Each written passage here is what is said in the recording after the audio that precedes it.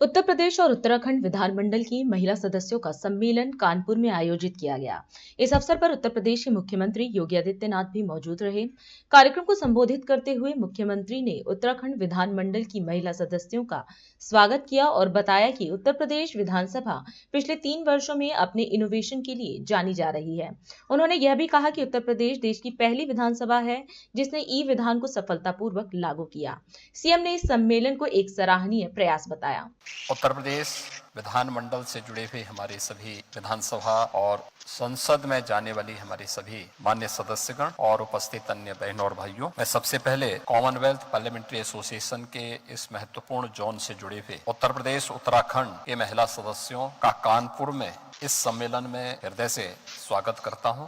मैं धन्यवाद देता हूं विधानसभा के अपने माननीय अध्यक्ष जी को, जिन्होंने कॉमनवेल्थ पार्लियामेंट्री एसोसिएशन की इस पहल को आगे बढ़ाने के लिए, इस आयोजन को सफलता एक नई ऊंचाई तक पहुंचाने के लिए वे रुचि लिए और आज आप सब बहनों की उपस्थिति यहाँ कानपुर में हुई। वैसे भी उत्तर प्रदेश विधानसभा पिछले 2.5-3 वर्ष के अंदर अपने इनोवेशन के लिए जानी जा रही है, नए नए प्रयोगों के लिए जानी जा रही है। देश के अंदर किसी भी एक विधानसभा ने ई विधान को लागू किया, उसमें से उत्तर प्रदेश विधानसभा नंबर 1 पर आती है, पहले नंबर पर है, जिसने ई विधान को सफलतापूर्वक लागू करके पेपरलेस विधानसभा भी हो सकती है। पार्लियामेंट्री डेमोक्रेसी में इन बातों को हम केवल देख नहीं समझ, बल्कि वहां पर केवल बोल नहीं सकते बल्कि उसका अनुभव भी कर सकते हैं। उत्तर प्रदेश विधानसभा में, जो देश के अंदर किसी भी राज्य की सबसे बड़ी विधानसभा है, उस विधानसभा में हमें देखने को मिला। उत्तर प्रदेश विधानसभा के अलग अलग फील्ड से जुड़े हुए विशेषज्ञों को भी अलग अलग मंच देने का काम, क्योंकि सामान्यतः जब हम विधानसभा में रहते हैं तो एक दलीय प्रतिबद्धता के साथ जुड़े होते हैं, कॉमन इशू पर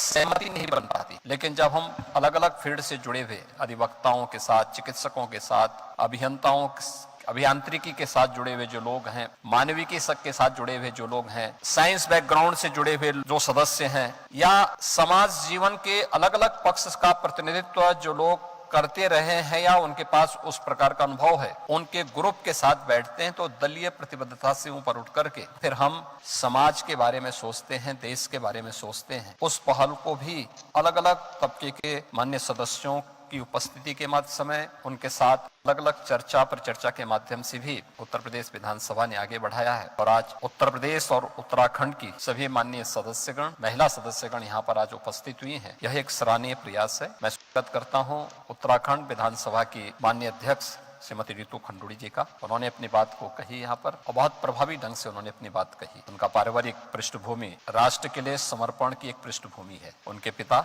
उत्तराखंड राज्य के मुख्यमंत्री भी रहे हैं और भारतीय सेना के एक जनरल के रूप में उन्होंने अपनी महत्वपूर्ण सेवा भी देश को दी है। देश के अंदर इंफ्रास्ट्रक्चर का कार्य कैसे होना है, रोड ट्रांसपोर्ट मिनिस्टर के रूप में भी उन्होंने देश को एक नई दिशा दी। उससे पहले इस परिवार का संबंध उत्तर प्रदेश के पूर्व मुख्यमंत्री स्वर्गीय हेमवती नंदन बहुगुणा, जिन्होंने एक महत्वपूर्ण कालखंड में उत्तर प्रदेश को नेतृत्व दिया था, न केवल उत्तर प्रदेश को बल्कि केंद्रीय मंत्री के रूप में भी वही परिवार की पृष्ठभूमि उनकी है। तो स्वाभाविक रूप से सार्वजनिक जीवन में कार्य कैसे होना है, कैसे हम अपने आप को एक्सपोजर दे सकते हैं अपने कार्यों के माध्यम से, उनके पास अनुभव और विरासत की एक अद्भुत विरासत है, परंपराएं उनके साथ जुड़ी हुई।